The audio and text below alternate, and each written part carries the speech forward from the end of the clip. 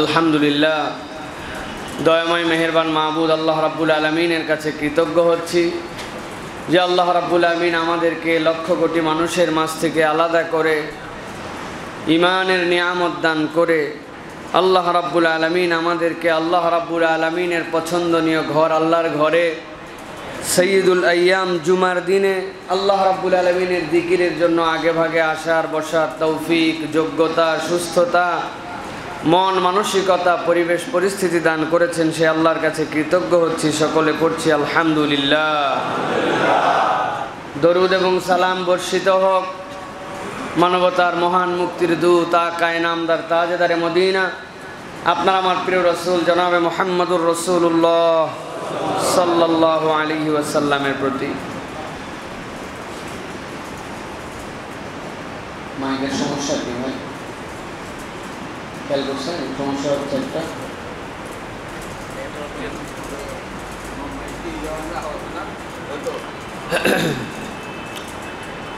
সম্মানিত মুসল্লিয়ানে কেরাম, দীর্ঘ এক মাস পরে আবার আল্লাহ রাব্বুল আলামিন আপনাদের সামনে আলোচনা করার জন্য আমাদেরকে হাজির করেছেন। আজকে আমরা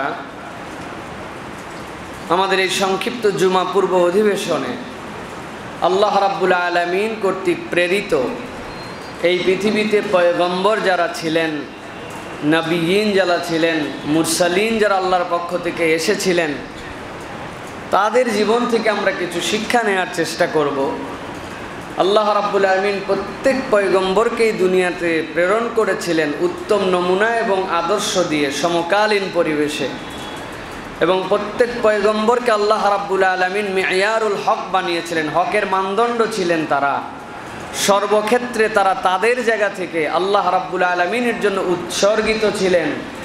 আল্লাহ রাব্বুল আলামিন তাদের মাধ্যমে তাবৎ উম্মতকে কিভাবে সবর করতে হবে, কিভাবে ধৈর্য ধরতে হবে, কিভাবে আদর্শিক হতে হবে, কিভাবে আল্লাহ রাব্বুল আলামিনের বিনয়ী সর্বাবস্থায় থাকতে হয়, এই পাঠ এবং শিক্ষাগুলি আল্লাহ রাব্বুল আলামিন প্রত্যেক নবী রাসূলের মাধ্যমে আমাদেরকে শিখিয়েছেন। হযরত ইব্রাহিম আলাইহিস সালাম থেকে শুরু করে আইয়ুব আলাইহিস সালাম, ইসমাঈল আলাইহিস সালাম থেকে আদম আলাইহিস সালাম, ঈসা আলাইহিস সালাম থেকে নূহ আলাইহিস সালাম, সব পয়গম্বরের জীবনে আল্লাহ রাব্বুল আলামিন এমন কোনো দিক রেখেছিলেন যেগুলার কারণে প্রত্যেক যুগে যুগে মানুষেরা এর দ্বারা উপকৃত হতে পারে। তবে সবচেয়ে বেশি সৌভাগ্যবান হচ্ছে আমরা উম্মতে মুহাম্মদীরা, কেননা মুহাম্মদ সাল্লাল্লাহু আলাইহি সাল্লামের পরে আর কোনো পয়গম্বর আসবেন না। এই শরীয়তকে আল্লাহ রাব্বুল আলামিন পূর্ণতা দিয়েছেন। আর এই শরীয়তের কোরআন আল্লাহ রাব্বুল আলামিন যেটা কিতাব দিয়েছেন, ওই কিতাবের মধ্যে আল্লাহ পূর্ববর্তী সকল পয়গম্বরদের সামারি আমাদের উম্মতের জন্য ঢুকাই দিয়েছেন। সুবহানাল্লাহ। সব পয়গম্বরের জন্য সামারি আছে এর মধ্যে। আজকে আমরা তিনজন পয়গম্বরের জীবন থেকে আমরা একটু দেখার চেষ্টা করব। আল্লাহ রাব্বুল আলামিনের এই পয়গম্বররা আল্লাহ রাব্বুল আলামিনের পথে অটল অবিচল থাকার কারণে আল্লাহ তাদেরকে কি নিয়ামত দিয়েছিলেন। আজকে আমরা সূরা আম্বিয়া, কোরআনুল কারীমের অন্যতম গুরুত্বপূর্ণ সূরা, সেই সূরা ৮৩ নম্বর আয়াতে কারিমা আপনাদের কাছে তেলাওয়াত করেছি। আল্লাহ রাব্বুল আলামিন এই জায়গায় নবী আইয়ুব আলাইহিস সালামের কথা বর্ণনা করেছেন। আইয়ুব আলাইহিস সালাম আল্লাহর অত্যন্ত প্রিয় একজন পয়গম্বর ছিলেন, কিন্তু আইয়ুব আলাইহিস সালাম যে পরীক্ষা দিয়েছেন, এই ধরনের পরীক্ষা আর পৃথিবীতে কোনো মানুষ দেয় নাই, পয়গম্বর তো দেয় নাই। আল্লাহু আকবার। আল্লাহ রাব্বুল আলামিন হযরত আইয়ুব আলাইহিস সালামের পরীক্ষা কেমন পছন্দ করেছেন।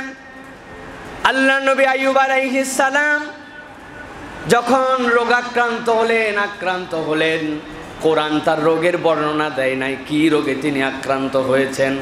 তবে কোরআন তার ব্যাপারে বলেছে দুনিয়ার সবচেয়ে সুন্দর পয়গম্বর আল্লাহ রাব্বুল আলামিন সৃষ্টির শ্রেষ্ঠ সুন্দর মুহাম্মদ সাল্লাল্লাহু আলাইহি সাল্লাম, এরপরে সবচেয়ে সুন্দর ইউসুফ আলাইহিস সালাম।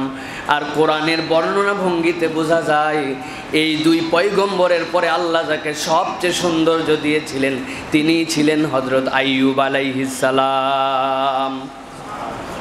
হযরত আইয়ুব আলাইহিস সালাম কেমন সুন্দর ছিলেন।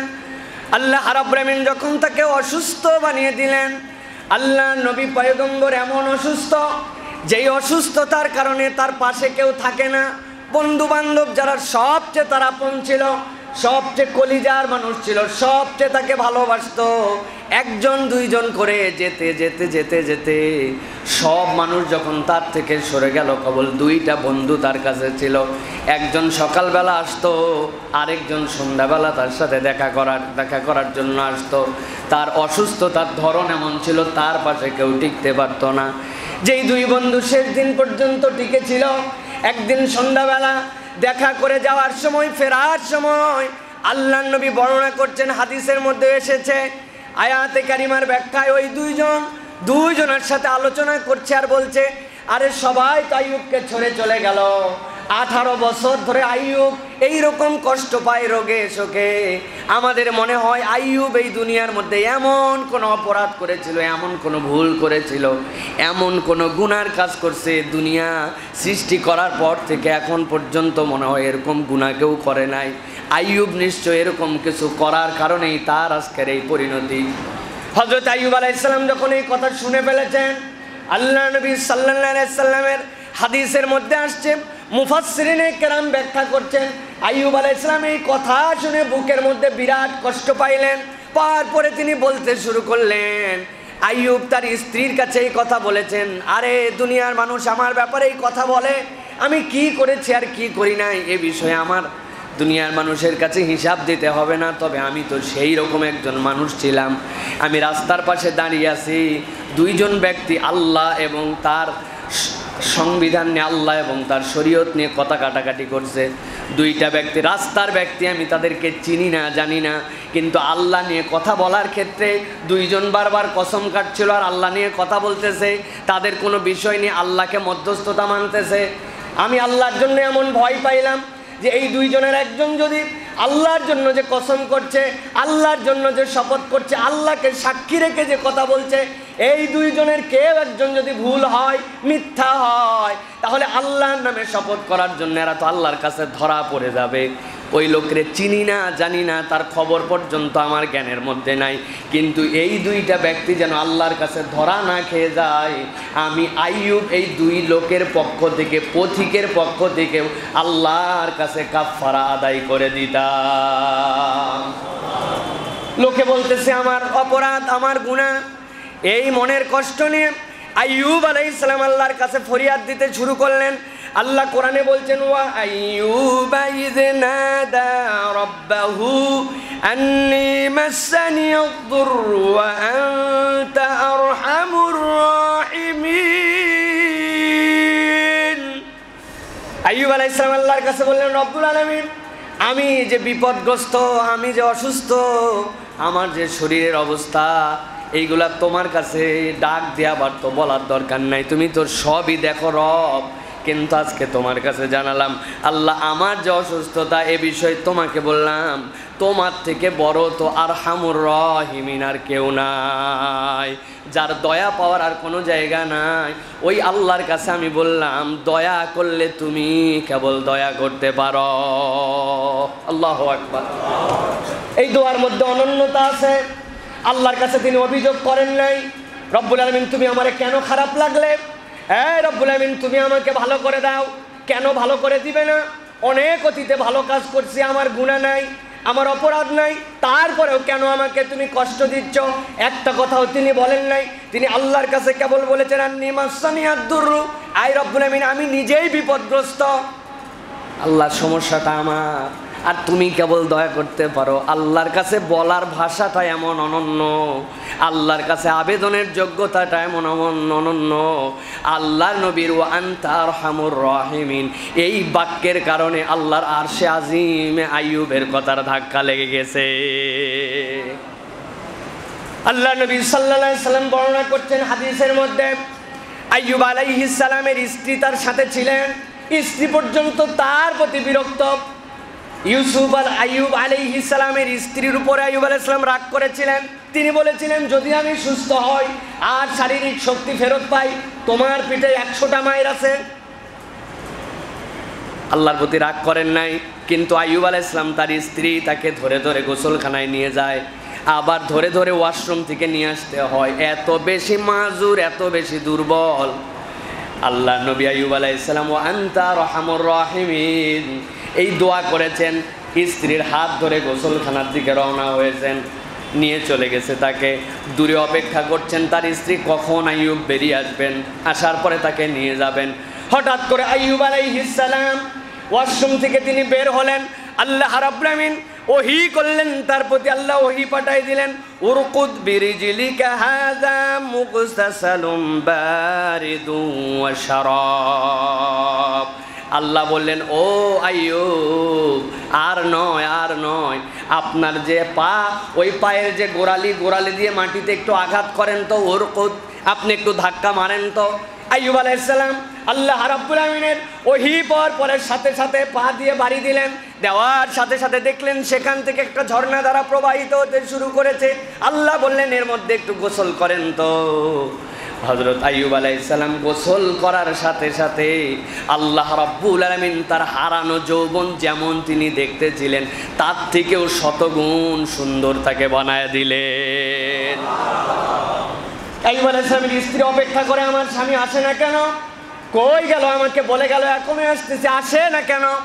অপেক্ষা করতে করতে হঠাৎ করে আইয়ুব আলাইহিস সালামের স্ত্রী দেখলেন পরমা সুন্দর, দেখার মতো, যার থেকে সুন্দর হয় না এইরকম একটা সুপুরুষ সামনে দিয়ে আসতেছে।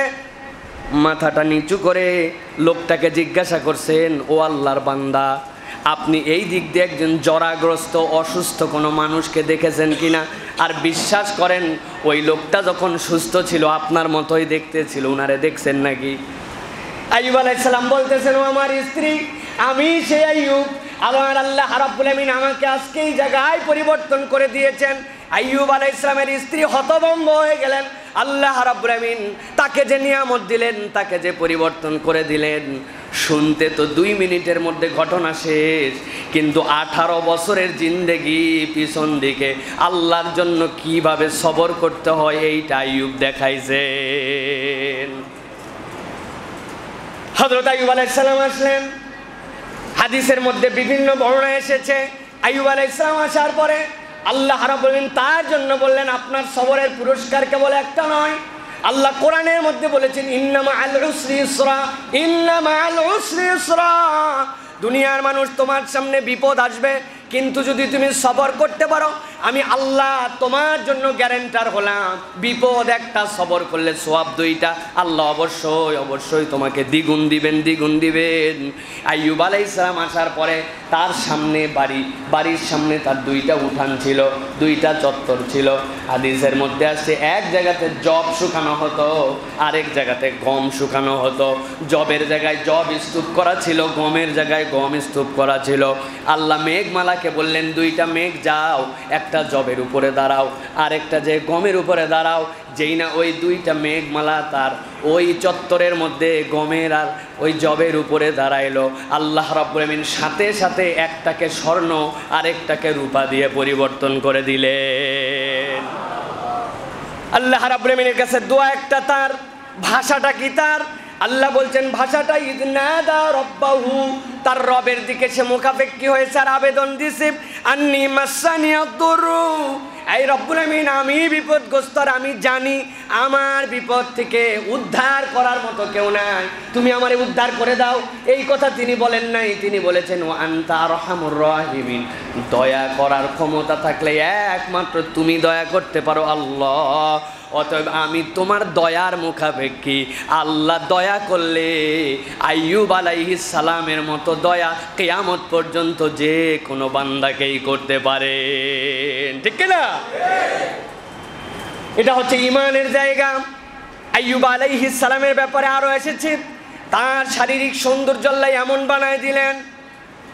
হাদিসের মধ্যে আল্লাহ নবী বলছেন, আইয়ুব আলাইহিস সালাম একদিন খালি গা হয়ে গোসল করতেছেন, গোসল করা অবস্থায় আসমান থেকে উড়ে উড়ে কতকগুলা টিড্ডি, কতকগুলা ফড়িং, আমরা যেরকম ফড়িং দেখতে পাই ওই স্বর্ণের ফড়িংগুলাও সোনার, উঠতে উঠতে আসছে, তাদের পালক নিয়ে তার গায়ে পড়তেছে। আইয়ুব আলাইহিস সালাম একটা করে ধরেন আর কাপড়ের মধ্যে জড়ো করে রাখেন। আমার আল্লাহ রাব্বুল আমিন বলেন, আইয়ুব তোমারে 1 মাঠ আমি সোনা দিলাম, আরেক মাঠ তোমারে রূপা দিলাম, তারপরেও কি তোমার মন ভরে নাই? ওই সোনাগুলি তুমি আবার যে টিড্ডিগুলা ধরে ধরে রাখতেছ। আইয়ুব আলাইহিস সালাম বলেন, আল্লাহ আমার রব আমার প্রতি যা যা অনুগ্রহ করেন সব অনুগ্রহেরই আমি মুহতাজ। আমার আল্লাহর জন্য আমি এটা জড়ো করছি না, বরং আমার আল্লাহ যে অনুগ্রহ দিয়েছেন যত ক্ষুদ্রই হোক না কেন, আমি আইয়ুবের কাছে এটার দাম অনেক। আপনার নিয়ামতের দাম দেওয়ার জন্য এটা রাখতেছি, সম্পদ গুছানোর জন্য নয়। আল্লাহু আকবার। আইয়ুব আলাইহিস সালাম সুস্থ হয়ে গেলেন, আল্লাহ রাব্বুল আমিন তাকে একের পর এক অনুগ্রহ করলেন। এখন তো উনি শপথ করছেন সুস্থ যদি হয় বউয়ের তো সাইজ করবেন। উপায় কি? আল্লাহ রাব্বুল আমিন তার পয়গম্বরকে এমন ভালোবাসা বাসছেন, আল্লাহ নিজে পয়গম্বরের হয়ে লজিক দিয়েছেন, অন্য কোনো পয়গম্বরের ব্যাপারে এই কথা আল্লাহ বলেন নাই। নিজের স্ত্রীকে এখন মারলে তো একটা 100টা লাগাইলে তো এই দুনিয়ার থেকেই চলে যাইতে পারে, তাহলে এই মানুষটার জন্য কি হবে? আল্লাহ বললেন আপনি বেকার হয়েন না, আমি আল্লাহ বুদ্ধি দিচ্ছি। আপনি তো কোন সাইজ দিয়ে মারবেন বলেন নাই, আমি আল্লাহ বললাম ঝাঁটার কাঠি আছে না শলা, 100টা কাঠি এক জায়গায় করে একবারই দেন, একবারিতেই 100 বারই। সুবহানাল্লাহ। এটা আল্লাহ রাব্বুল আমিন তার প্রতি দয়া করেছেন, ওয়া আনতা আরহামুর রাহিমিন। উনার কেবল একটা দয়া আর দোয়ার ভাষার কারণে আল্লাহ আইয়ুবের জিন্দেগিকে পরিবর্তন করেছেন। সুবহানাল্লাহ। প্রিয় ভাইয়েরা, আমরা আইয়ুব আলাইহিস সালামের এই যে দোয়ার ধরন এবং তার যে ধৈর্যের প্রকরণ, এটার মধ্যে থেকে আমাদের জীবনের শিক্ষা কি? আমরা তো অল্পতেই অস্থির হয়ে যাই, আমরা অল্পতেই বেকার হয়ে যাই, আমরা আমাদের সমস্যাগুলা আল্লাহকে বলার আগে বান্দার কাছে বেশি বলার জন্য পেরেশান হয়ে যায়, ঠিক না ভাই? খালি জিজ্ঞাসা করতে হবে কেমন আছেন, প্রথমে বলবে আলহামদুলিল্লাহ, এরপরে বলতে শুরু করবে ভাই আর বলেন না ভাই। একেবারে মাজা থেকে শুরু করে মাথা, পিঠ থেকে শুরু করে কোমর, কোনোটাই ভালো নাই ভাই। থাকবে কেমন করে ভালো ভাই? যে খাওয়ার অবস্থা, যে ফরমালিন অবস্থা, আর বলেন না ভাই। আর ফরমালিন হলেই হবে কি ভাই, খাবারই পাওয়া যায় না যে অবস্থা ভাই। আর খাবারের কথা এবছর তো পাচ্ছি, আগামী বছর দুর্ভিক্ষই হয় না কি হয়, আর বলেন না ভাই। উনি বলেই যাচ্ছে, উনি খালি বলছে কেমন আছেন। শুনছেন না আপনি ভাই? এটা কারা? এটা আমরা, এটা আমাদের তবিয়ত। আল্লাহ রাব্বুল আমিন বলছেন মানুষ তার অভিযোগ বলবে, এটা মানুষের ধরন হবে, এটা কোনো তার জন্য দোষের কিছু নয়, কিন্তু তাকে বিশ্বাস রাখতে হবে ওয়া আনতা আরহামুর রাহিমিন। একজন রব আছেন যিনি সবচেয়ে বড় দয়া করতে পারেন। আপনার কোনো কিছু হইলে সবার আগে যদি আল্লাহর কথা আপনার মনে পড়ে তাহলে বুঝবেন আপনার ঈমান ঠিক আছে, আর কোনো কিছু হলে আল্লাহর আগে উমুক তুমুকের কথা মনে পড়লে বুঝবেন আপনার ঈমানে ঘাটতি আছে, ঠিক কি না? আপনার ঈমানে ঘাটতি আছে। আমি আপনাদের কাছে সামনে কথা বলবো, আর একটু ভেবে চিনতে নিয়ে ইনশাআল্লাহ দুর্ভিক্ষ নিয়ে কথা বলবো, এখন বলবো না। তবে এইটুকু বলে রাখি আপনাদের কাছে, দুর্ভিক্ষের ভয় আর বাস্তবতায় আমাদের কথা শুনলে মনে হয় ইউক্রেন আর রাশিয়ার যুদ্ধের যাবতীয় ব্যয়ভার বাংলাদেশই চালাচ্ছে। ওরা যুদ্ধ করে আর আমরা এর কন্ট্রাক্টর নিয়েছি, ভাব দেখলে এরকম মনে হয়। বাঙালি বুঝে সব। একটা কথা শুধু বলে দেই, মিশরে অনেক দুর্ভিক্ষ গেছে, এটা ইউসুফ আলাইহিস সালামের দুর্ভিক্ষের কথা নয়, ওইটার হিসাব ভিন্ন, ওইটা নিয়ে অনেক কথা আছে। ইউসুফ আলাইহিস সালামের যে দুর্ভিক্ষ ছিল, ওই দুর্ভিক্ষের সময় ইউসুফ আলাইহিস সালামকে যে দায়িত্ব দেওয়া হয়েছিল, ওই দায়িত্ব আর বর্তমান হিসাবে পার্থক্য আছে। ওই সময় মিশরের লোককে জ্বালানি করার জন্য ডিজেল আমদানি করা লাগতো না, ওই সময় মিশরের লোককে এলএনজি আমদানি করা লাগতো না, ওই সময় ইম্পোর্ট এক্সপোর্টের কারবার এরকম করেছিল না, ডলার দিয়ে কারবার নিতে হতো না। খালি ইউসুফ আলাইহিস সালামের দুর্ভিক্ষর শিক্ষা নিয়ে আমি বাংলাদেশের সাথে মিলাই ফেলবো এত সহজ নয়, আগে পিছে অনেক কথা আছে, সেগুলো অন্যদিন বলবো। কিন্তু একটা কেবল কথা বলে রাখি, মনে একটা বিশ্বাস রাখবেন, মিশরে আরো কতকগুলি পরপর দুর্ভিক্ষ গেছে। সে একটা দুর্ভিক্ষের সময় সবাই তাদের খাদ্য নিয়ে চিন্তা করে, কেমনে খাবে, কেমনে কি করবে, কেমনে চলবে। হঠাৎ করে যারা বসে আলোচনা করতেছে তাদের পাশ দিয়ে এক লোক কোমরের গামছা খুলে মাথায় উড়াতে উড়াতে চলে যায় আর গান গাচ্ছে। এমন গান শুনলেই বোঝা যায় যে বড় আনন্দে আছে। লোকজন ডাক দিছে, বেকুবের বাচ্চা বেকু এদিকে আয়। বেটা আমরা কি খাবো না খাবো, কি করব না করব দুশ্চিন্তায় আছি, আর তুমি ডান্ডা গুলি মেরে গামছা উড়াতে উড়াতে চলে যাচ্ছ। তোর এত মনে ফুর্তি কেন? তোর এত খাবার কোন জায়গায় রে? ও বলছে আসলেও আপনাদের চিন্তা করার কথা, কারণ আপনাদের খাবার দাবারের সমস্যা, আমার এরকম কোনো চিন্তা নাই। তো তোমার চিন্তা নাই মানে কি? কই আমি যেই বাড়ির গোলাম, আমার মনিব যে, আমি যেই বাড়িতে চাকরি করি, ওই লোকের গোলাতে আর ওই লোকের গোপনে কি পরিমাণ ধান, জল, খাদ্য মজুদ আছে এটা আমার জানা আছে। তোমরা তোমাদের চিন্তা করো, আমার মালিকের যে খাবার আছে ওতে 1 বছর আমি জানি কেমনে চলবে। যারা এই চিন্তা করছিল তাদের দিমাগ খুলে গেছে। তারা বলল, আরে দুনিয়ার এক মনিবের গোলাম, সেই গোলাম 1 বছরের খাবার তার ডিপোজিট আছে জেনে এই আনন্দ ফুর্তি করে চলতে পারে। আর আমরা কি রে, আমাদের এই দুনিয়ার কোনো মনিব কি আমাদের মনিব নাকি? আমাদের মনিব তো সব মনিবের মনিব আল্লাহ, আমাদের রব তো সব রবের রব আল্লাহ, আমাদের ইলাহ তো মহান আল্লাহ। তাহলে আল্লাহর গোলাম আর বান্দা যদি হই, তিনি যদি আমার মনিব হন, তাহলে তার উপরে ভরসা না করে কার উপরে আমি ভরসা করতে পারি? ঠিক কিনা?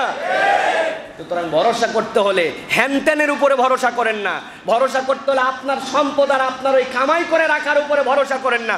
ভরসা যদি করতে হয়, তাওয়াক্কুল যদি করতে হয়, সাহায্য যদি পেতে হয়, ও আনতা আরহামুর রাহিমিন, আল্লাহর উপরে করতে হবে। ঠিক কিনা? আপনি তো ভ্যান্নার গাছই খুঁজে পাবেন না, কুপি করতে জ্বলাবেন, তেল তো অনেক দূরের কথা। এই জন্য ভরসা যদি করতে হয় আল্লাহর উপর করতে হবে। ঠিক কিনা? হুকুম যদি মানতে হয় আল্লাহটা মানতে হবে। আমাদের জীবনের হুকুম মানার ক্ষেত্রে আমরা বড় ভুলের মধ্যে আছি। আমরা ডিরেকশন দিচ্ছি অনেকগুলা, কিন্তু একটা ডিরেকশনেও আপনার আল্লাহর সাথে সংযোগ উন্মুক্ত হয় না। বুঝেন নাই আপনি আমার কথা? আপনার একটা হাই পারফরমেন্স ল্যাপটপ আছে, এর র্যাম রম সেই ফুল চার্জ, এর মধ্যে সবচেয়ে একদম লেটেস্ট ভার্সনের সফটওয়্যার ঢুকানো আছে, সবগুলো আপনার সামনে আছে, কিন্তু এমন 2 স্টেপ এর মধ্যে পাসওয়ার্ড লাগানো আছে, একটা ফিঙ্গার আর একটা চোখ দেওয়া আর একটা লিখা, আপনি এগুলো একটাও জানেন না। আপনার ওই পাওয়ার, আপনার ওই দামি ল্যাপটপ, আপনার ওই দামি সফটওয়্যার, আপনার ওই দামি র্যাম, দামি রম একটাও কাজ দিবে না যদি পাসওয়ার্ড জানা না থাকে। আপনি দুনিয়ায় যত স্ট্র্যাটেজি নেন, যত পলিসি নেন, যত ধরন করেন, আল্লাহর সাথে যদি আপনার সংযোগ না থাকে, আপনার সব ব্যর্থ। আল্লাহর সাথে সংযোগ থাকলে আপনাকে ব্যর্থ কেউ করতে পারবে না। ঠিক কিনা? আল্লাহর সাথে আমাদের সংযোগ নাই। আমরা এখন দুনিয়াবি নানান কিছু নিয়ে বড় বড় লেকচার দিচ্ছি আর ডায়লগ দিচ্ছি। আল্লাহ এই জন্য বলতেছেন, ও আনতা আরহামুর রাহিমিন, আইয়ুবকে দিয়ে শিক্ষা দিলাম, তুমি বিশ্বাস রাখো ওই রব যিনি সকলের উপরে দয়া করতে পারেন। ওই বিশ্বাসে মজবুতি হলে আইয়ুবের মতো সফলতা আল্লাহ এখনো তোমাকে দিবেন। ঠিক কিনা? আল্লাহ তো বয়স হয়েছে না ভাই? আইয়ুব নবীর সময় ইয়াং আল্লাহ ছিল, এখন আল্লাহ রাব্বুল আলামিন বয়স, তাই তো? আল হাইয়ুল কাইয়ুম, নাউযু বিল্লাহি মিন যালিক। আল্লাহ হাইয়ুল কাইয়ুম, চিরঞ্জীব। তিনি প্রথম দিনেও যেমন শেষ দিনেও তেমন। আল্লাহ রাব্বুল আলামিন আপনার আমার জন্য ওই রব, ওই ইলা, ওই খালিক, ওই আরহামুর রাহিমিন আছেন। সুবহানাল্লাহি বিহামদিহি। তাহলে আমাদের বিপদ আপদ হলে আমরা চিকিৎসা করব, ট্রিটমেন্ট করব, ডাক্তার দেখাবো, পরামর্শ নিব, কিন্তু দয়া ভিক্ষা করব কার কাছে? ঔষধ খাই ঠিকই, ঔষধ কাজ করার ক্ষমতা দেয় কে? আল্লাহ। এটা হচ্ছে আইয়ুব আলাইহিস সালামের শিক্ষা। এই শিক্ষাটা আমরা হুজুররাও মাঝে মাঝে এখান থেকে লাইনচ্যুত হয়ে যায়। এই জন্য আল্লাহ বলছেন, আপনি জিকির করেন, কোরআনের বর্ণনা করেন, এইটা করলে ঈমানদাররা উপকার পাবে। আল্লাহ রাব্বুল আলামিন এরপরে আইয়ুব আলাইহিস সালামের ব্যাপারে বলছেন, ফাস্তাজাবনা লাহু ফাকাশাফনা মা বিহি মিন দুররিন ওয়া আতাইনাহু আহলাহু ওয়া মিসলাহুম মা'হুম রাহমা ওয়া মিসলাহুম মা'হুম রাহমাতাম মিন ইনদিনা ওয়া যিকরা লিল আবিদিন। আল্লাহ বলছেন আইয়ুবের এই ডাকটা আল্লাহ এমন পছন্দ করে ফেললেন, ফাস্তাজাবনা লাহু, আমি আল্লাহ রাব্বুল আলামিন তার ডাকে সাড়া দিয়ে দিলাম। ফাকাশাফনা মা বিহি মিন দুররিন, তার যত কষ্ট ছিল আমি রব্বুল আলামিন সব কষ্ট দূরীভূত করে দিলাম। ওয়া আতাইনাহু আহলাহু ওয়া মিসলাহুম মা'হুম রাহমা, আর তার পরিবার পরিজন, তার সন্তানদেরকে আমি বরকত দিয়ে দিলাম। আল্লাহ রাব্বুল আলামিন আইয়ুব আলাইহিস সালামের অনেক বংশধারা দিয়েছিলেন, তার বংশ, তার সন্তানে আল্লাহ রাব্বুল আলামিন ভরপুর করে দিয়েছিলেন। আল্লাহ রাব্বুল আলামিন এই আয়াতে কারিমার শেষে একটা কথা বলেছেন যেটা আমাদের জন্য অত্যন্ত গুরুত্বপূর্ণ। আল্লাহ বলছেন ওয়া যিকরা লিল আবিদিন। আর এই যে আইয়ুবের ঘটনা, আইয়ুবের যে ডাক, যিকরা লিল আবিদিন। আইয়ুব ছিল আল্লাহর আবেদ। এই আবেদদের জীবন থেকে এখানে শিক্ষা আছে আপনার আমার জন্য। এই আয়াতে কারিমার তাফসিরের মধ্যে বলা হচ্ছে ওয়া যিকরা লিল আবিদিন। এই কথা বলার দ্বারা আইয়ুব কেবল ধৈর্য ধরে উপকৃত হন নাই, তার উম্মত পর্যন্ত আইয়ুবের ধৈর্যের কারণে সফল হয়েছিল। সুবহানাল্লাহ। এই জন্য যারা দায়িত্বে থাকবেন, যারা নেতৃত্বে থাকবেন, যাদের পজিশন থাকবে সমাজে, তাদেরকে অনুকরণীয় হতে হবে। 10 জনের মতো তাকে আরও সাধারণ হলে হবে না, তার মধ্যে একটা অনুকরণীয় দৃষ্টান্ত স্থাপন করতে হবে।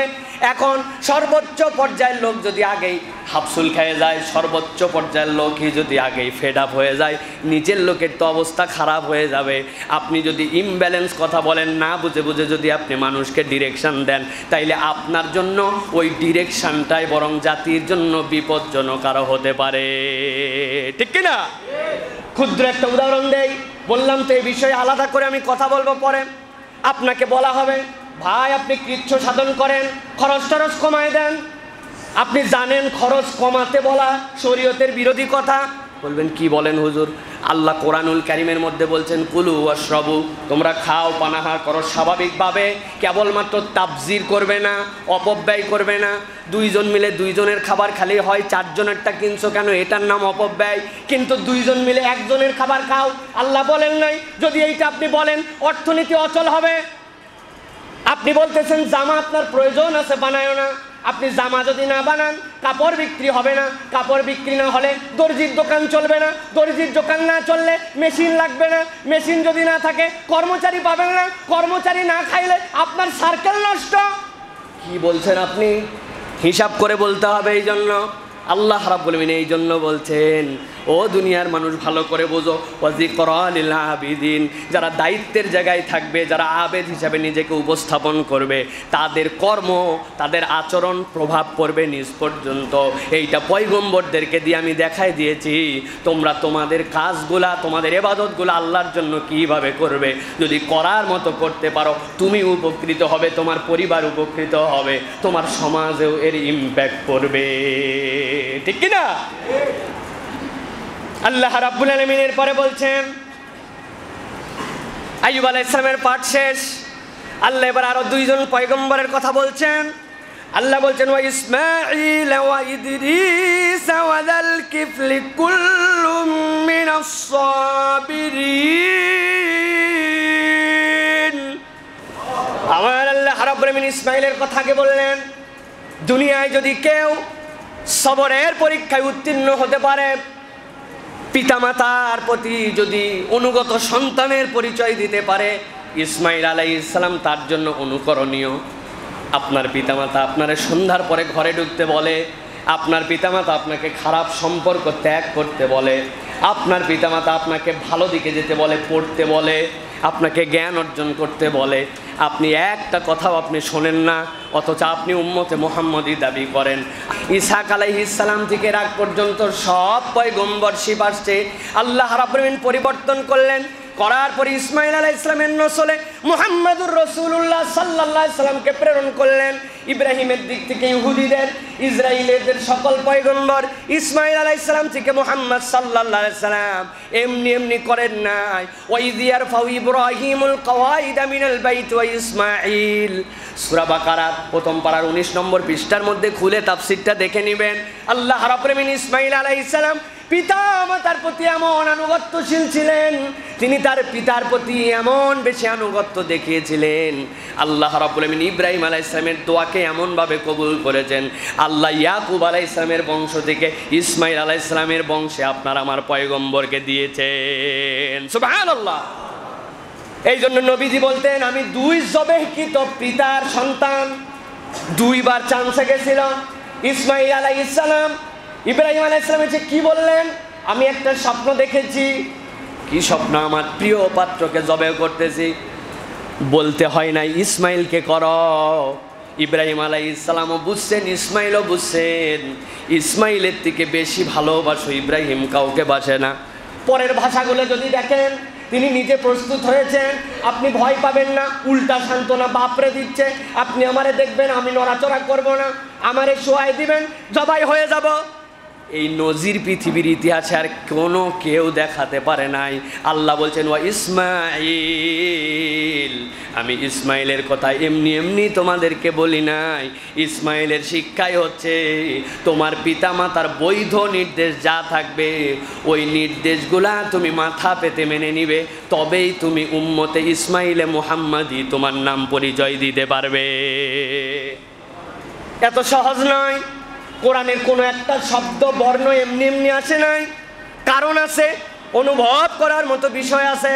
কিন্তু আমরা আমাদের সমাজে যদি দেখতে পাই, ইসমাইলের শিক্ষা তো দূরের কথা, আদর্শ সন্তান আমরা হতেই পারি নাই।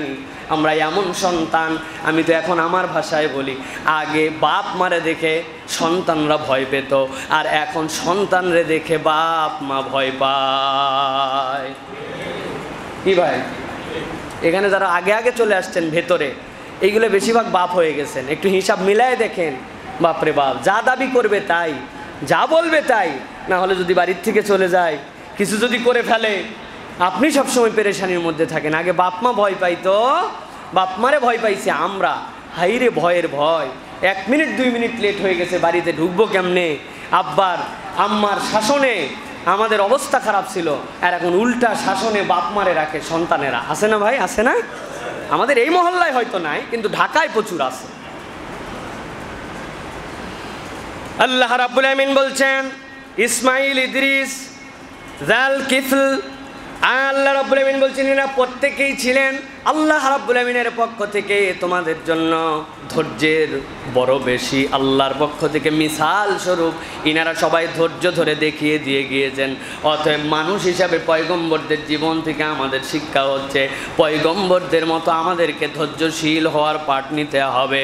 আল্লাহ রাব্বুল আলামিন এই জন্য এই পয়গম্বরদের কথা উল্লেখ করেছেন। আল্লাহ রাব্বুল আমিন বলছেন ওয়া আদখালনাহুম ফি রাহমাতিনা ইন্নাহুম মিনাস সালিহিন। আল্লাহ বলছেন ধৈর্যের ফলাফলটা কি? তোমাদের এই ইসমাইলের কথা কেন বললাম, ইদ্রিসের কথা কোনে বললাম, জুলকিফিলের কথা নিয়ে অনেক মতামত আছে। মুফাসসিররা 2 দলে বিভক্ত। এক দল বলছেন আল্লাহ যেহেতু ইসমাইল ইদ্রিসের সাথে জুলকিফল বলেছেন তিনি নবী। আরেক দল চুপ থেকেছেন, যেহেতু আল্লাহ রাব্বুল আমিন অন্য কোনো জায়গায় তার নাম আর পয়গম্বরদের সাথে বলেন না, এই জন্য তারা চুপ থাকছেন। কিন্তু এনাদের 3 জনের কথাই আল্লাহ বলছেন তাদের সবর তাদেরকে কি করেছিল, ওয়াদখালনাহুম ফি রাহমাতিনা। আল্লাহ বলছেন তাদের সবরের কারণে আমি আল্লাহ আমার রহমতের চাদরের নিচে তাদেরকে আচ্ছাদন করেছি। সুবহানাল্লাহ। ধৈর্য যে ধরে আল্লাহ রাব্বুল আমিন তাকে রহমতের চাদরে দেন। ধৈর্যের ব্যাখ্যাও আমরা জানি না। ধৈর্যের সর্বোচ্চ রূপ কি? ধৈর্য মানে কি? কেউ একজন আপনারে কষ্ট দিছে, কেউ একজন আপনার টাকা পয়সা লস হয়ে গেছে, এটাই খালি ধৈর্য না। ধৈর্যের ব্যাখ্যা হাদিসের মধ্যে আসছে। ধৈর্য হচ্ছে সর্বোচ্চ রূপ ধৈর্যের। আল্লাহর দেওয়া শরীয়তের যা আদেশ, আল্লাহর দেওয়া যা নিষেধ, আল্লাহ যা বলছেন ওর উপরে ইস্তেকামত থাকা, যা নিষেধ করেছেন সেখান থেকে নিজেকে ফিরিয়ে রাখা, এটা ধৈর্যের সর্বোচ্চ রূপ। সুবহানাল্লাহ। আপনি মনে করছেন আপনার একটু জ্বর হয়েছে, আপনি আল্লাহর প্রতি সবর করে আছেন, গা যতই কাঁপুক আপনি চুপ করে আছেন, তাও এটাই খালি সবর। এটা সবরের একটা পাঠ, কিন্তু সবরের সর্বোচ্চ পাঠ হচ্ছে আল্লাহর দেওয়া হুকুমে আপনি অনর। অল্প একটু কেউ কিছু বললো আর আপনি লাইনচ্যুত হয়ে গেলেন, দাড়ি রেখেই দিছিল, হঠাৎ করে একজন বলছে কিরে কবে থেকে মোল্লা হলি?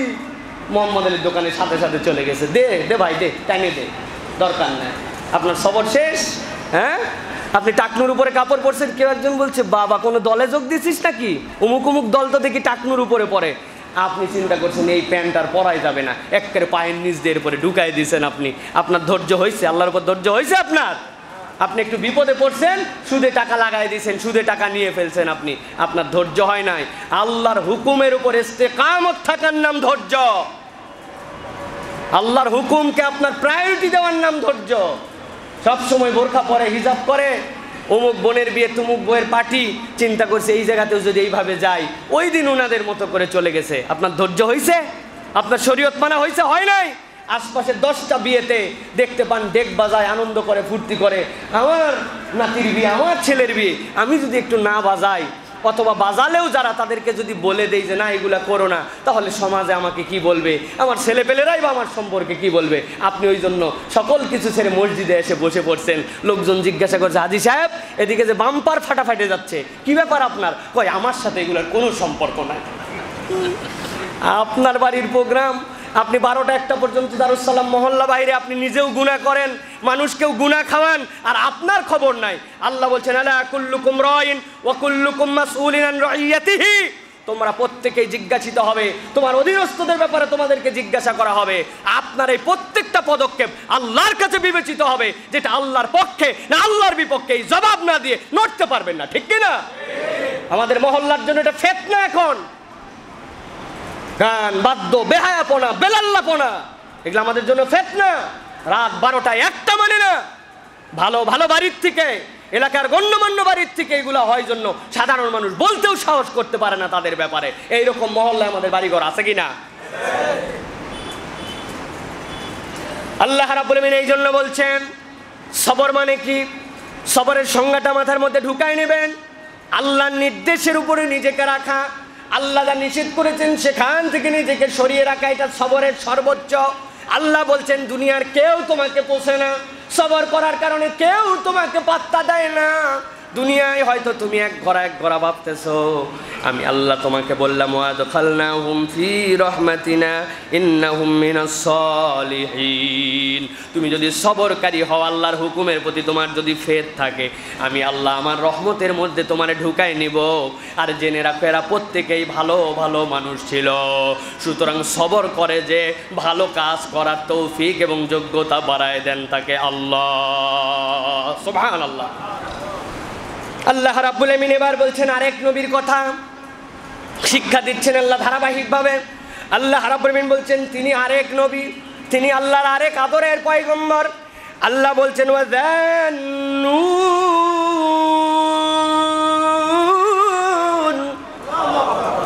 আল্লাহ বলছেন আরেকজন নুনওয়ালা।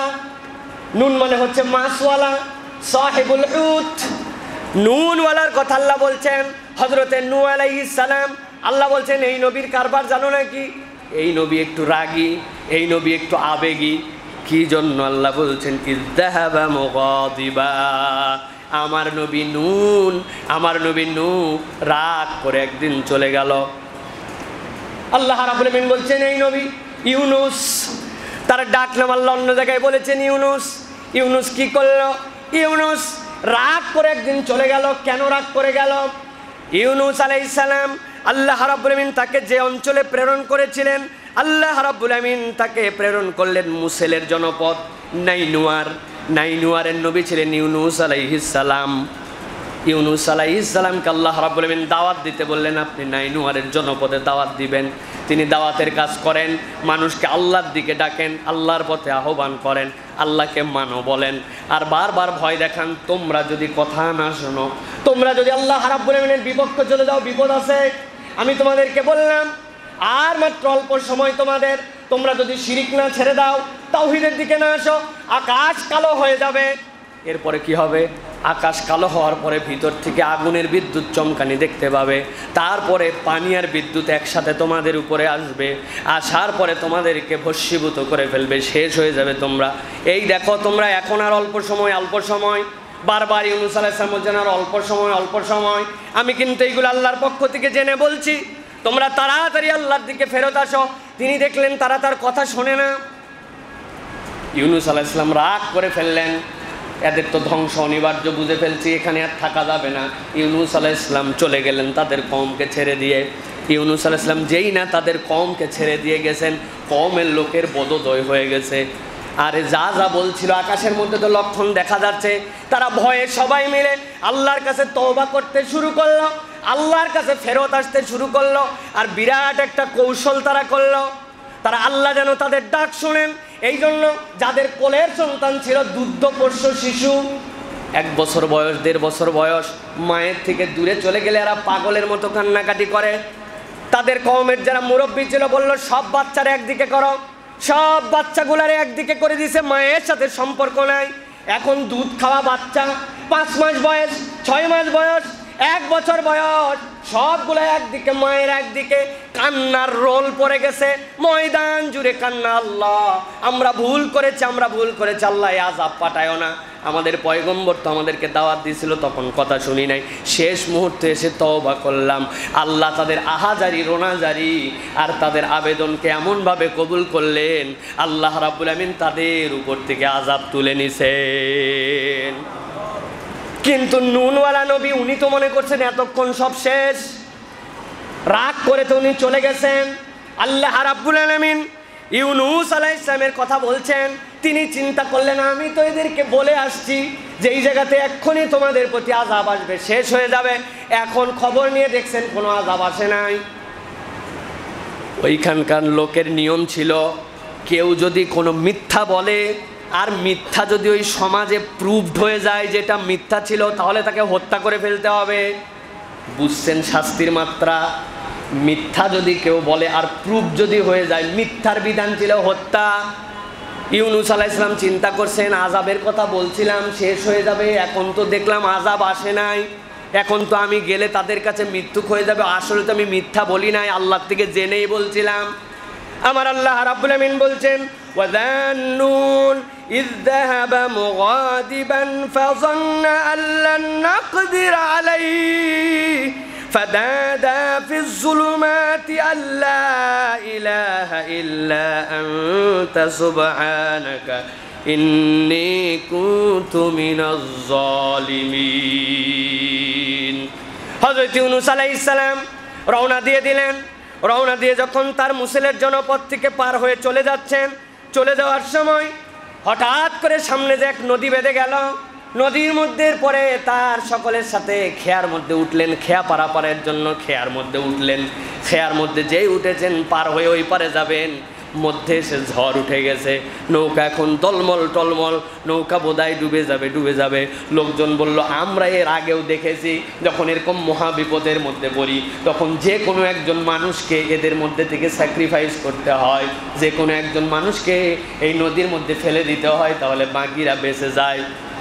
কেউ কি বলবে নাকি আমারে ফেলেন, আমি রেডি আছি, বাকি সবাইরে বাঁচায় দিব? কেউ ফেলে না, কেউ যেতে চায় না, বরং সবাই আরো মাথা নিচু করে আসে। নৌকার মাঝি বুদ্ধি দিল, এত মাথা নিচু আর উঁচু করে লাভ নাই, নাম জমা দাও সবার, যার নাম সে লেখো, লেখে জমা দাও। নৌকার মাঝি যারটা উঠাবে তারটা। এখন এই জায়গায় তো বুদ্ধি করে যদি টেকনিক থাকতো তাহলে ভালো হইতো। ছোটবেলায় শুনছিলাম একজন নাকি মোটা একটা ফ্রেন্ড আছে, 6 জনের মধ্যে এখন প্রত্যেকের বাড়িতে হোমওয়ার্ক দিছে, হোমওয়ার্ক নিয়ে স্যারের কাছে যাওয়া লাগবে, খেলবে সবাই, কিন্তু হোমওয়ার্ক করবে কে? যে কোনো একজন করে দিলে হয়। 6 বন্ধু মিলে সবার নাম জমা দিছে, তোলে যখন তখন মোটা বন্ধুর নাম খালি উঠে। পরে একজন আরেকজনের জিজ্ঞাসা করছে, কিরে নাম তুললে ওর নাম কেন? কয় ওর নাম ছাড়া কোনো নাম থাকলে না উঠবে। কিন্তু এই মাসওয়ালা নবীর এরকম কোনো ব্যাপার সেখানে নাই, সবাই নাম জমা দিছে। আল্লাহ কোরআনুল কারীমের মধ্যে সূরা সাফফাতের 141 নম্বর আয়াতের মধ্যে সেটাও বলেছেন। আল্লাহ বলছেন, ইযা বাকা ইলাল ফুলকিল মাসহুন ফাসাহামা ফাকানা মিনাল মুদহাদিন। আল্লাহ রাব্বুল আমিন বলছেন, এরপরে ওই সবার নাম যখন জমা দেওয়া হলো, নাম উঠাইছে ইউনূস আলাইহিস সালামের। ইউনূস নবীর নাম যেই না উঠে গেছে, সাথে সাথে তাকে সবাই মিলে ধরে সাগরের ওই নদীর মধ্যে নিক্ষেপ করে দিয়েছে। বিপদের বিপদ, তার বিপদের কোনো শেষ নাই। আল্লাহ রাব্বুল আমিন একটা তিমি মাছের কথা বর্ণনা আসছে, মাছকে নির্দেশ দিলেন যাও এরে গিলে ফেলো। তবে গিলে ফেলার পরে খাদ্য হিসাবে নয়, এইটাকে আশ্রয় হিসাবে তুমি তাকে রেখে দাও পেটের মধ্যে নিয়া। এই মাছ তাকে কেউ বলেছেন 7 দিন, কেউ বলেছে 3 দিন সাগর দাপায় বেড়ায়। আল্লাহ বলছেন এমন অন্ধকারের অন্ধকার, তার জন্য এমন বিপদের বিপদ, এত বিপদে কেউ পড়ে নাই। ফানাদা ফিজ জুলুমাত, আল্লাহ এখানে বহু বচন ব্যবহার করেছেন। মুফাসসিররা বলছেন তিনি তো একটা অন্ধকার না, 3টা অন্ধকার। একে তো সমুদ্রের গভীরতার অন্ধকার, পানির নিচের অন্ধকার, মাছের পেটের অন্ধকার, আর আত্মা ভরা তার দুশ্চিন্তা। আল্লাহ এত এত অন্ধকারের মধ্যে এই নবীকে ফেলেছেন, কিন্তু নবী বুঝেছেন আমি আল্লাহর বিরোধিতায় রওনা দেই নাই, আমি আল্লাহ রাব্বুল আলামিন আযাবের ভয় থেকে বেঁচে আসার জন্য চলে আসছিলাম। আমি আল্লাহ রাব্বুল আলামিন আমাকে ধরতে পারবেন না এই জন্য পালাই নাই, বরং আমাকে মানুষ মিথ্যা সাব্যস্ত যেন না করে এই জন্য আমি এখান থেকে বেরিয়ে আসছি। একটা ডাক দিয়েছেন আল্লাহকে, সেইখান থেকে আল্লাহ রাব্বুল আলামিন বলছেন আল্লা ইলাহা ইল্লা আনতা সুবহানাকা ইন্নী কুনতু মিনাজ জালিমিন। আপনি ছাড়া আমার কোনো রব নাই। লা ইলাহা ইল্লা আনতা সুবহানাক, যাবতীয় পবিত্রতা আপনার। পয়গম্বরদের থেকে ভাষাও শেখার আছে। আপনি যত দোয়া করেন আপনার দোয়া আপনার মুখের দোয়া, কিন্তু কোরআনের দোয়া অন্য দোয়া। সুবহানাল্লাহ বলেন। কেন কোরআনের দোয়া অন্য দোয়া? কেন কোরআনের দোয়া আপনাকে বেশি আনন্দ দিবে? ভালো করে মনে রাখেন, কোন একটা মন্ত্রণালয়ের ধরেন একজন এমপি সাহেব ঘোষণা দিয়েছে আমি একজন পিএস নিব। পিএস এর যোগ্যতা ইংলিশে অনার্স মাস্টার্স হতে হবে। মন্ত্রীর বোন ফোন দিছে, ভাই পেপারে বিজ্ঞাপন দেখলাম তুই দিছিস পিএস নিবি, তোর মাথা ঠিক আছে? বলে কেন? তোর ভাগনা যে একটা এমফিল পাস করছে, ইংরেজিতে অনার্স মাস্টার্স করার পরে এখনো বসে আছে, খবর নাই। এ কি বিজ্ঞাপন দেওয়া লাগে নাকি? নিয়ে নিলেই তো হয় তোর ভাগিনাকে। বোনের কথা শোনার পরে বলছে, মন আমার মনে ছিল না, তবে চিন্তা করিস না, নিয়ম তো একটা আছে, আবেদন করাই লাগে। তবে আমার ভাগিনা চাকরি কেমনে মিস হয় দেখি, ওরে আবেদন করতে বল, ভাগিনাকে একটু দেখা করতে বলিস। ভাগিনা দেখা করতে গেছে মামার সাথে। মামা বলছে আবেদন কর চাকরির জন্য, যেইটা সিস্টেম আছে আবেদন জমা দে। বলছে মামা ফরমেশনটা কেমন হবে? আমি তো এর আগে এরকম আবেদন দেই নাই, তুমি একটু বলে দাও। মামা বলছে এতদিন কি পড়ালেখা করছিস, কিছুই শিখিস নাই, বস। মামার সামনে বসে আছে মামা মন্ত্রী, ভাগনাকে বলতেছে লেখ বরাবর। মন্ত্রী কে বলতেছে? মন্ত্রী বলতেছে। কে বলতেছে? বরাবর মন্ত্রী। বিষয় পিএস নিয়োগের জন্য আবেদনপত্র। খানিকক্ষণ পরে ভাগনা বলে মামা দুর্মাতা কি আপনি বলেন আর কি আমি লিখি, এত সময় নাই মামা, প্লিজ আপনি একটু লিখে দেন তো। এখন আদরের ভাগনা হলে মামা ভাগনার সম্পর্ক ভিন্ন। এখন মন্ত্রী নিজে লিখতেছে বরাবর। মন্ত্রী কে লিখতেছে? কার কাছে লিখতেছে? মন্ত্রীর কাছে। আপনার দুনিয়ায় কি মনে হয় এই চাকরি মিস হবে? হতেও পারে। মন্ত্রীর বাপ মন্ত্রী আছে, প্রধানমন্ত্রী কল করলে এই চাকরিও নাও হতে পারে। কিন্তু মনে রাখবেন আল্লাহ রাব্বুল আমিন যেইগুলা দোয়া নিজে তার বান্দাকে শিখিয়েছেন, যেই দোয়ার মধ্যে রব্বানা, আপনি বলছেন হে আমার রব, রব্বি, হে আমার রব, হে আমাদের রব। আল্লাহ বলছেন বান্দা বুঝে থাকলে একবার চিন্তা কর, আমি আল্লাহ তোরে শিখাচ্ছি রব্বানা আতিনা ফিদ দুনিয়া, ও আমাদের রব আপনি আমাকে দুনিয়ায় দেন। যিনি দোয়া শিখাচ্ছেন তিনি কে?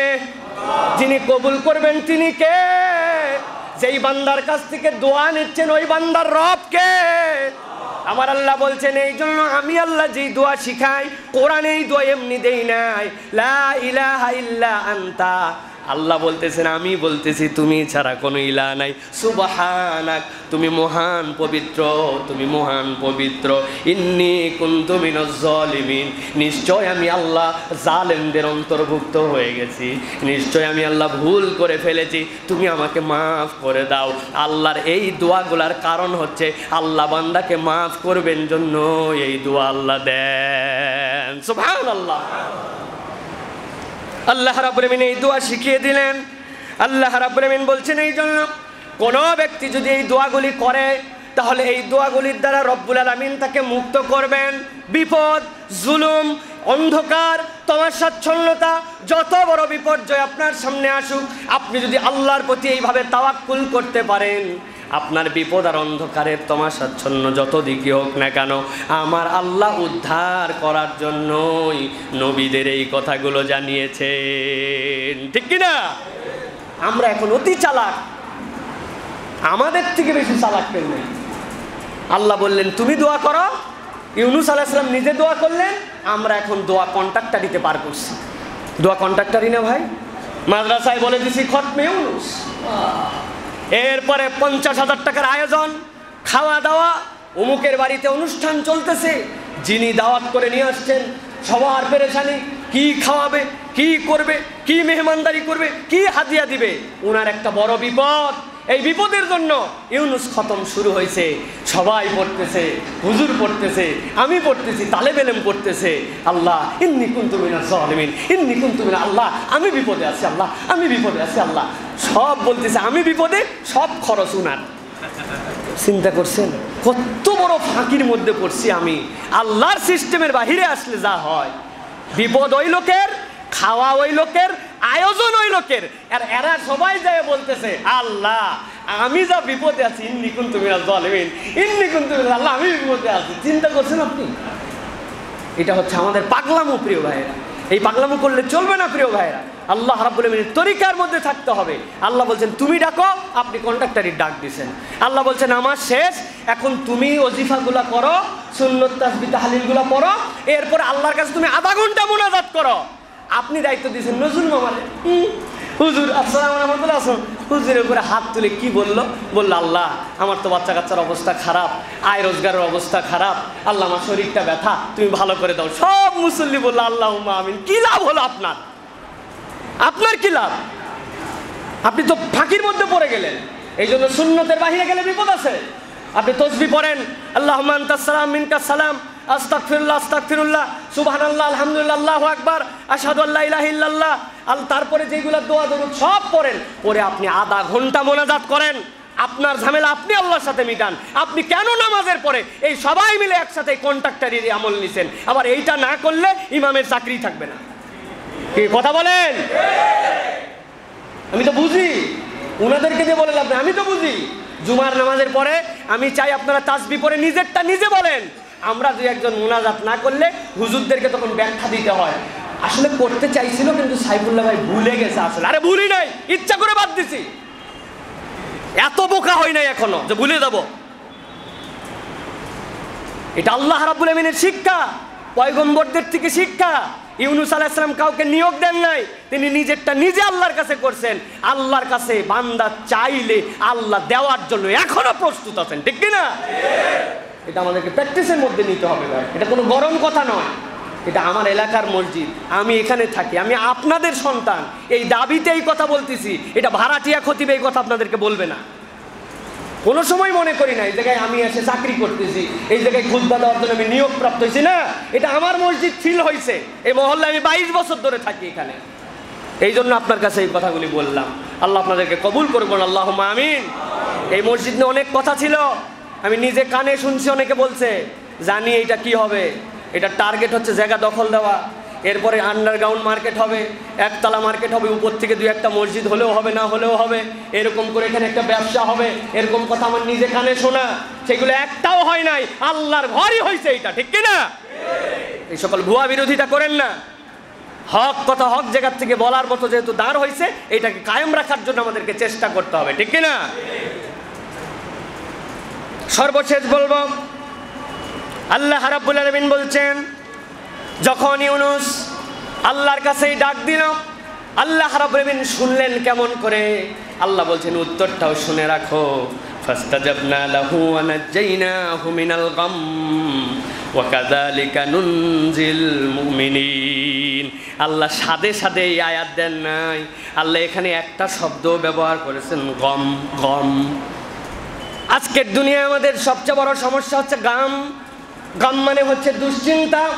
দুনিয়ার মানুষের দুশ্চিন্তার শেষ নাই। অনেক টাকা, টাকার কোনো অভাব নাই, বাড়ির কোনো অভাব নাই, আমার মতো ভাড়া নিয়ে চিন্তা করা লাগে না, কোন বাড়িতে থাকবো, কোন বাড়িতে বাইর করে দিবে, এরকম পেরেশানি অনেকের নাই। 5-7-10টা বাড়ি, তার বাড়ি খাবে কে, এইরকম বাড়ির লোকের অভাব নাই, আছে না ভাই? চিন্তাও আছে, কাগজপত্র কোথায় কোনটা দখল হলো, কি হলো না হলো, কোন জায়গায় গেল না গেল, সম্পদের অবস্থা কি হবে, আমি চলে যাওয়ার পরে কে দেখবে, কোনটা বেদখল হবে, সম্পদও আছে, চিন্তাও আছে, আছে কি না? যার সম্পদ নাই তারও চিন্তা আছে, যার সুস্বাস্থ্য আছে, দেখা যাচ্ছে স্বাস্থ্যের দিকে একরকম, কিন্তু তার হয়তো কামাই রোজগার নাই, ঘুমের সমস্যা তার নাই, অন্য সমস্যা আছে, আবার অন্য সমস্যা আছে, ঘুমের সমস্যা নাই। এরকম কত ধরনের মানুষ এই দুনিয়ার মধ্যে দেখা যায়। মিলিয়ন মিলিয়ন টাকার মালিক, রাতের পর রাত ঘুমের বড়ি খাইতে খাইতে ডাক্তার বলে আর খায়েন না, আর খায়েন না, হার্ট ফেল করে যেতে পারে, বলে কি না? আর কাউরান বাজারে যেয়ে দেখেন রাত্রি 1টার সময় মাথার মধ্যে এত বড় টুকরি, লাউ নামাইছে, পেঁপে নামাইছে, খাদ্য নামাই ট্রাক বোঝাই করে দিছে। দেওয়ার পরে হঠাৎ করে ওই উত্তরবঙ্গে জ্যাম পড়ছে, ওই কুমিল্লা দাউদকান্দি ব্রিজের মধ্যে জ্যাম লেগে গেছে, ট্রাক ঢুকতে পারে নাই সবজি। কাউরান বাজারের মধ্যে আইল্যান্ডের মধ্যে মাথার থেকে গামছাটা খুলে ওই টুকরির কোনার মধ্যে রেখে দিয়ে ঘুমায় গেছে। 5 দিয়ে 25 টনের ট্রাক চলে যায়, বিল্ডিংগুলো কেঁপে যায়, ওই ব্যক্তির ঘুমের কোনো ব্যাঘাত হয় না। আছে কি না? আর কোটি কোটি টাকার জায়গায় যায় শুয়ে আছে, বাপরে ম্যাট্রেসের দাম 20,000, তার উপরে টোনার লাগাইছে, টোনারের দাম 10,000। এইগুলা তো আমার মতো গরিবের রেঞ্জের মধ্যে বললাম, এর থেকেও নিশ্চয় আরো দামি আছে। ঘুম আসে না, চিন্তা ফিকির, সন্তান নিয়ে পেরেশানি, ব্যবসা নিয়ে পেরেশানি, আছে কিনা? আছে কিনা? আমার আল্লাহ রাব্বুল আলামিন বলছেন ফাস্তাজাবনা লাহু ওয়া নাজ্জাইনাহু মিনাল গাম ওয়া কাযালিকা নুনজিল মুমিনিন। তোমার অন্ধকার, তোমার বিপদ, তোমার সামনে তমাশাচ্ছন্নতা যত বড় হোক না কেন বান্দা, আমি বললাম আমি মূল যে সমস্যা দূর করে দিতে পারি ওইটার নাম হচ্ছে তোমার দুশ্চিন্তা। ইউনুস, তোর কিসের চিন্তা? তুই মাছের পেটে আসিস না হাঙ্গরের পেটে আসিস, এটা তো তোর চিন্তা না। ওইটাই যদি তোর আরামদায়ক জায়গা হয়, করার মালিক যদি আমি আল্লাহ হই, তোরে তো কোন জায়গায় আছিস ওইটা নিয়ে চিন্তা করার দরকার নাই। সুবহানাল্লাহ।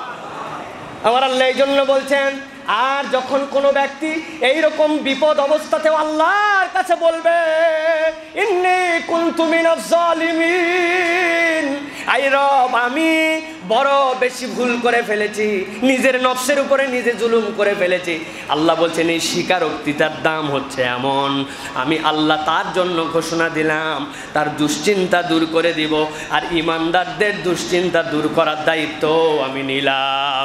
ইউনুস নবী ওই দিনে এখান থেকে বিপদ থেকে মুক্ত পেয়েছেন। কিয়ামত পর্যন্ত যত মুমিন থাকবে তারা ডাক দিলে ওই মুমিনদেরকেও ইউনুসের মতো আমি আল্লাহ নাজাত দিয়ে দিব। সুবহানাল্লাহ। শর্ত একটা, আপনাকে মুমিন হতে হবে, ইমানের প্যাটার্নের মধ্যে আপনাকে ঢুকতে হবে প্রিয় ভাইয়েরা। এটাই হচ্ছে আল্লাহ রাব্বুল আমিনের পক্ষ থেকে শর্ত। সুতরাং প্রিয় ভাইয়েরা, আল্লাহ রাব্বুল আমিন এরকম করে বলতে থাকলে আমার কাছে অনেক লেখা আছে, প্রত্যেকটা পয়গম্বরের উপর আলাদা পাঠ করা আছে। আল্লাহ রাব্বুল আমিন জাকারিয়া আলাইহিস সালামের কথা এরপরে বলেছেন। আল্লাহ রাব্বুল আমিন বলছেন ওয়া জাকারিয়া ইয নাদা রাব্বাহু রব্বি লা তাযারনি ফারদান ওয়া আনতা খায়রুল ওয়ারিসিন। আল্লাহু আকবার। জাকারিয়া আলাইহিস সালামের সন্তান নাই, দোয়া বললাম তো, এই দোয়ার মধ্যে কি ঢুকাইছেন আল্লাহ? প্রত্যেকটা কথা আছে, অনন্য দোয়া। জাকারিয়া আলাইহিস সালামের সন্তান নাই, আল্লাহকে বলছেন আল্লাহ আর কতদিন আমি এই নিঃসঙ্গ জীবনে থাকবো? আমি যে নিঃসঙ্গ তুমি তো জানো, খেয়াল করেন, সন্তান হয় না, বৃদ্ধ হয়ে গেছেন, আল্লাহকে বলতেছেন আমি কতদিন নিঃসঙ্গ থাকবো? শেষে কি বলতেছেন? ওয়া আনতা খায়রুল ওয়ারিসিন। তবে হ্যাঁ আল্লাহ, আমার উত্তরাধিকার নিয়ে আমার চিন্তা নাই, তুমি তো উত্তম উত্তরাধিকার তৈরি করতে পারো। আমার 10টা সন্তান বকে গেছে, নূহ আলাইহিস সালামের মতো চাওয়ার দাবিতে আল্লাহ রাব্বুল আমিন তাকে সন্তান দিয়ে দিয়েছেন। সুবহানাল্লাহি বিহামদি। অতএব চাওয়ার মতো চাইতে হয়, কিছু পাইতে হলে চাওয়ার মতো চাইতে হয়। প্রত্যেক চাওয়ার আগে হৃদয়ে অনুভব জাগ্রত করতে হয়, মুখস্থ চাওয়া না। আমাদের দোয়া তো মুখস্থ দোয়া, কি বলছেন তাও জানে না, হাত তুলে শেষ। কি বলছেন আপনি ভাই? ফাজলামির সীমা আছে তো। আপনি প্রধানমন্ত্রীর সামনে গেছেন, কোনোভাবে কলা কৌশলে পৌঁছায় গেছেন, আর প্রধানমন্ত্রী বাদ দেন, রুহুল আমিন সাহেবের সামনেই গেছেন, আপনার একটা সমস্যা, যাই বলছেন আমার কিন্তু অনেক সমস্যা, আমার কিন্তু হাত পার ব্যথার জন্য আমার টাকা দেওয়া দরকার। সেটা বেকুব নাকি রে? বহু বলদ দেখছি, কি বললি তুই? তাহলে বললেন তবে আমার সমস্যা, হাত পার ব্যথা, তোমার আপনি আমার টাকা দিয়ে দেন, এটা আমার সামনেতে সরা, তাছাড়া কিন্তু চড়াই ঠিক করে দেবে কেউ আমার সামনে। আদব কানুন ম্যানার কিচ্ছু জানে না। এটা যদি রুহুল আমিন সাহেব বলতে পারে, তা আপনি আপনার আল্লাহর সামনে এটা ঘেঁচাই করে হাত তুলে ফেলে দিলে দে না দিলে না, তোরা আমার কিছু ঠেকা শেষ, আল্লাহ দিবে। এ তো গেল নামাজের বাহিরে, নামাজের ভিতরের অবস্থাও তো তাই। সূরা ফাতিহা উত্তম দোয়া। আপনি আল্লাহর কাছে কি দোয়া করতেছেন আমাদের মধ্যে? ইহদিনাস সিরাতাল মুস্তাকিম সিরাতাল লাযিনা আন'আমতা আলাইহিম দাল্লিন।